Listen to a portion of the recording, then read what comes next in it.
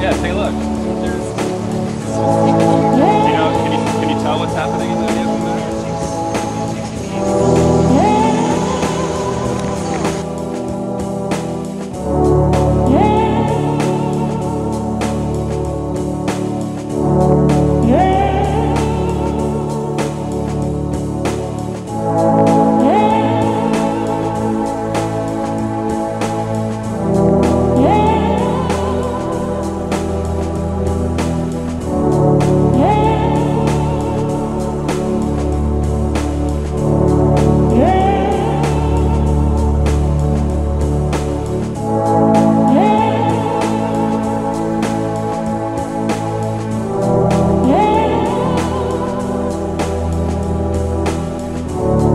Hi Carrie, how are you? Good, how are you? Tell us what you're doing here. I'm here to speak to people about veganism and hopefully open their minds to the idea. Oh, can you tell us your vegan story? How did you become a vegan? Well, I was in foods class in high school and my teacher decided to show a documentary about the meat industry and the cruelties behind it. And after that, I was thinking like, wow, I really should become vegetarian, so I did. And then I learned about the dairy industry and the egg industry, and a month later I became vegan. And how many of your classmates are vegan? Well, a few of my friends are vegan after I talked to them, which is pretty substantial, I think. Oh, that's so awesome. Yeah. What's your name? I'm Elizabeth. Well, one day I came across with Jeff and he made me vegan, and that day I went to buy food with my friend and I didn't buy food and I didn't buy meat, and since that day, like 4 months ago, I'm vegan. That's amazing. Yeah. Yeah, I feel very happy, I feel very comfortable. Oh my god, this is our first YouTube subscriber! Hooray! Yeah, I followed them yesterday, so I'm pretty proud. They're gonna grow to like a few thousand followers and 10,000 followers and hopefully hundreds of thousands of followers. So James, tell us your vegan story. Yeah, so it's kind of funny. About 2.5 years ago, actually, my sister was plant-based at the time, and then me and my friend made a bet. And he said I couldn't go a month without eating meat. And since my sister was already doing all the cooking, I was like, oh yeah, it's gonna be easy. I could go a month without eating meat. So I took the bet, and then my sister made me watch a bunch of documentaries. And I'm like, holy crap, this is intense. And I kept reading more into it, and now it was 2.5 years ago. Here we are today, 2.5 years of vegan. Amazing. Yeah. Tell us your vegan story. My little sister went vegan before me, and when she went vegan, I made a lot of fun of her behind her back, and I asked her all the typical questions like, you're not going to get enough protein and you're not going to get your vitamins and everything, but what she didn't know was that secretly I was starting to second guess my food decisions and all my choices I was making in my life, and slowly I started doing my own research, and one day I decided that I couldn't do it anymore, and I decided to join her as a vegan. So I've been vegan for about 1.5 years now, and it's the best decision that I've ever made. My name is Nikki. My name is Tracy. Please share with everyone your vegan story. How do you become vegan? How do you become vegan? You go ahead. I'm a huge dog lover, so my life revolves around dogs, and it was awful to not display that compassion amongst all animals, so I went vegan. And then I was cured of all male illnesses, which made it even better. I grew up, of course, eating meat. My family's from the prairies, and my whole family were, of course, meat and cheese eaters, and Nikki lives with me and made delicious food, and I realized there's so many other options, and watching some of the videos and being a dog lover, I realized why couldn't it translate over into other animals? Why could I just feel compassion towards dogs and cats and pets, and why would that not translate over into other animals? And they have feelings. They feel pain. They feel loss, just like we do, just like dogs do, just like cats do. So in making the gradual change, 3 weeks ago I became vegan fully. Awesome! Yay. Hi Jenny, how are you today? I'm good, how are you? Well, Thank you for coming to the TV outreach for animal. You're very welcome. Yeah. Can you share with us your vegan story? My story started off with people doing activism on the streets in a city called Leeds in England. They were giving out free cake actually, and then told me it was vegan. And from there, they then told me about a film that they were showing on a screen, which was from a a farm that turned into sanctuary. And from then, I found out about all the other industries other than the meat industries, like the dairy and the egg and the honey. And I realised I was vegetarian before, and I realised that being vegetarian wasn't enough. Started doing activism as a vegetarian because I was still living with my family, so it was difficult to transition when they were paying for my food. And then eventually completely just said, that's it, I can't do it anymore. I'm a hypocrite, I need to stop. So my vegan journey started about 4 years ago, and I transitioned for a while, kept doing activism, and yeah, and here I am in Vancouver, still doing activism 4 years. You have a beautiful accent. Thank you so much. And what brought you to Vancouver? I got a working holiday visa. Ooh, lovely. And then it's supposed to be good for vegans here. Ooh. That's always on top of my priorities when it's good for vegan food.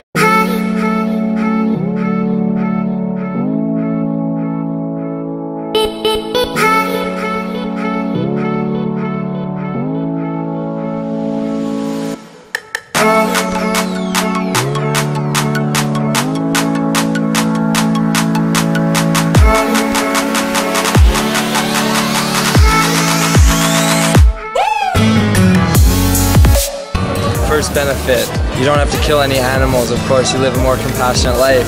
Second benefit, you have more energy, you feel healthier. And third benefit, the tasty food. You get to try way more food than you would if you're just eating your regular burger or steak. You get to try so many other things. You are not harming the animals unnecessarily. It's good for your health and it's good for our planet.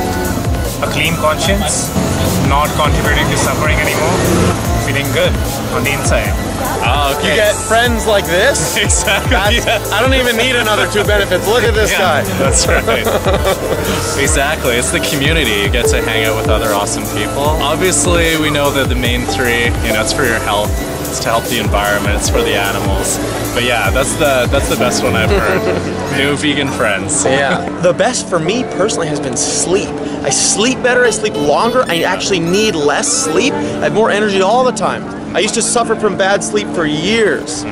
Oh, well, you're way more healthier, way more happy. Like, you don't feel with this bad feeling of killing animals. Well, I don't know, there's a lot of benefits. Thank you for sharing your story with us. Yeah, you're welcome. I feel super healthy and I'm making a compassionate decision, and also I can spread the word to everyone else.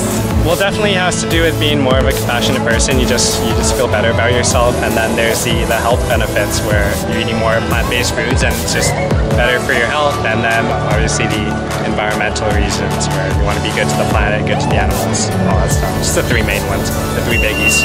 I'd say the #1 thing after I started eating a whole plant-based food diet, so much energy. I work out like 5 days a week, sometimes 6 days a week, and I've just never had so much energy and I recover so much faster. The second thing is I feel like I'm just a happier person. Maybe it's because I know that I'm not contributing to all these unnecessary deaths and suffering, but I'm definitely all around like a happier person. And the third thing is meeting so many amazing people. I've made so many new friends just by being a vegan, and the community is great, and I think it's just a great thing to be a part of in general. I can walk by the meat aisle and just keep walking on by, and I don't have to know that I'm supporting an industry that's harming animals, and that's one of the hugest things. I'm 50 years old, so it's never too late to become vegan, or I've had a renewed interest in cooking. So I make lots of delicious food now too. Of course, the animals, to just what Tracy said, all for the animals. Another thing is my health. I was in and out of hospital since I was 13 years old. I had a very, very serious case of Crohn's disease and had migraines every other day. I went vegan and I am like shocking specialists, and I was on like panels with all these specialists trying to figure my case out and on all these meds, steroids. And then I cured it with veganism. I really, for the first time ever, loved cooking. You have an amazing community, you feel a lot more energetic, and you just get sexier when you turn vegan. You mean like lose weight or more? And just everything, like your skin becomes nicer, like your hair, I don't know, you're happier. Just, I don't know, I could list about 1,000 things, it's not just one. But then you realise as well that once you're vegan, there are so many other things you can do as well, and all you want to do is make yourself a better person, and there's never a stopping point. It's just building yourself as a person. Good. Jenny said become sexier.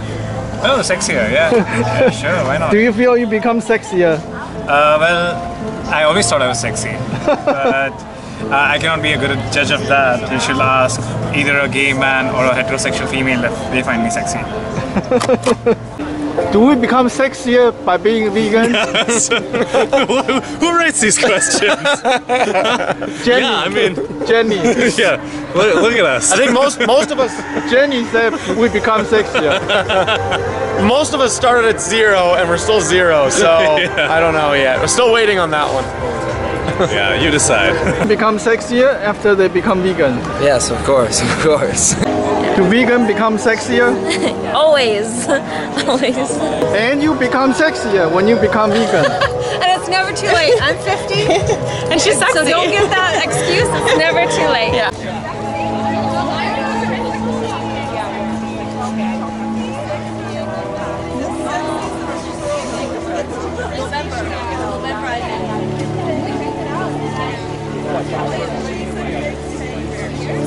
Hey, I'm taking a break. It's my break time. What are you eating? It's called the wings. But it's just cauliflower and hot sauce and rice. Rahul brother, what are you doing right now? Oh, I'm stamping some stuff on the leaflets. Oh, I mean, that's a very good idea.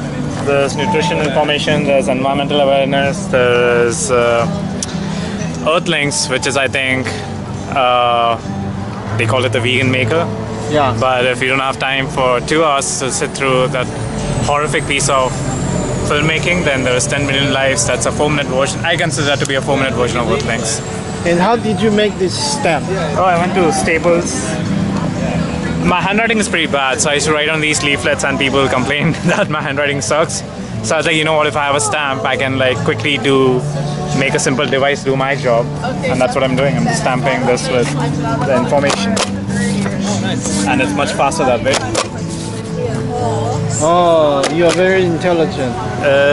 No, this device is really good. And you are very dedicated.